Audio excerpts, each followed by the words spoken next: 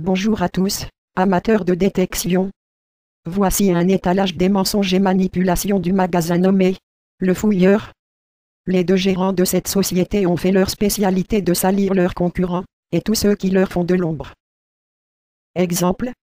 Après avoir vanté les mérites de la marque XP, ils ont appliqué sur leur forum une politique de dénigrement systématique de cette marque. Le désaccord repose sur la vente de détecteurs de cette même marque dont les numéros de série ont été effacés. Par la suite, ils ont vendu un matériel peu performant fabriqué en Bulgarie dont le nom était clairement inspiré d'un modèle de la marque XP. Deuxième exemple. Après avoir essayé d'acheter par l'intermédiaire d'un identificateur une rare monnaie, pour une somme modique, sur leur forum, et ayant essuyé le refus du membre, ils ont pratiqué la même politique de dénigrement. Vous savez de qui je parle. De plus, ils ont inventé une histoire d'extorsion de fonds. Voici un message posté sur leur forum. On comprend clairement que ce message est une réponse à une proposition.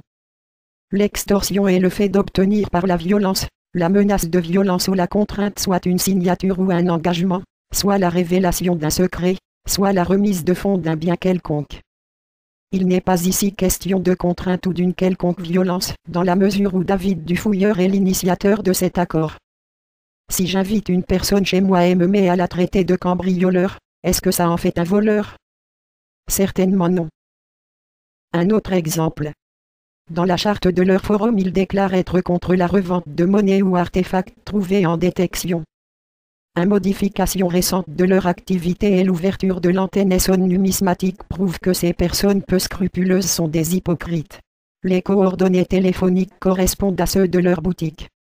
Ils pratiquent donc le recel de vol et la vente de biens culturels provenant de découvertes non déclarées. Leur avidité précipitera l'interdiction de la détection en France. Ce sont des personnes cupides et dangereuses pour l'avenir de ce loisir.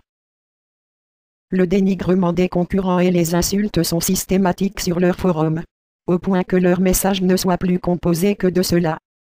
Ou encore se moquer de leurs clients en vantant les mérites surestimés du matériel qui leur offre de généreuses marges. Matériel pourtant inefficace sur le terrain. À bientôt pour de nouvelles révélations.